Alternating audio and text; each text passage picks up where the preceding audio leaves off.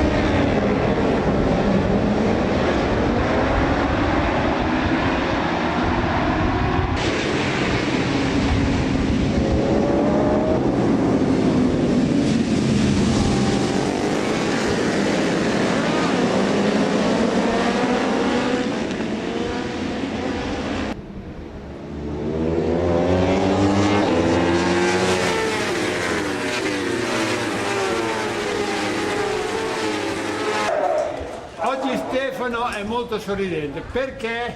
Beh, direi che abbiamo più di un motivo per esserlo, abbiamo raggiunto due obiettivi importantissimi, per cui insomma abbiamo veramente buoni motivi per essere felici. Direi che la mattina è iniziata subito molto bene con la vittoria di Enrico Pasini nel trofeo Yamare 1, terza vittoria in 5 gare, adesso siamo a 2 punti dal leader della classifica Zerbo e a Mugello ce la giocheremo. Per noi è già molto importante arrivare all'ultima gara e giocarci il titolo, speriamo di essere più bravi e fortunati dell'anno scorso quando abbiamo sfiorato il titolo italiano nella Supersport. Nel pomeriggio la gara è iniziata subito benissimo nella Stock 600 dove Roberto Tamburini finalmente ha vinto, una grande soddisfazione, merito suo che ha lavorato sodo in questi anni per uscire da un periodo buio della sua vita, agonistica, e un applauso a tutti i tecnici del nostro team che hanno lavorato benissimo, non solo tecnicamente ma credo anche emotivamente. Non male anche Matteo Lettieri che ha sfiorato la zona punti, speriamo di raggiungere questo obiettivo a Mugello. Più sfortunati invece gli altri 2 ragazzi del nostro team dove Ivan in un contatto con un altro pilota ha rotto il leveraggio del cambio, per cui si è dovuto ritirare. Purtroppo si è ritirato anche Alessandro Brannetti che dopo 2 giri il suo motore si è rotto, per cui purtroppo lui deve mandare giù, lui e anche noi dobbiamo mandare giù un boccone amaro. Però è chiaro che oggi la vittoria di Roberto per noi vale tanto perché comunque l'aspettavamo e quando abbiamo fatto 2 anni fa la scommessa oggi possiamo dire che l'abbiamo quasi vinta.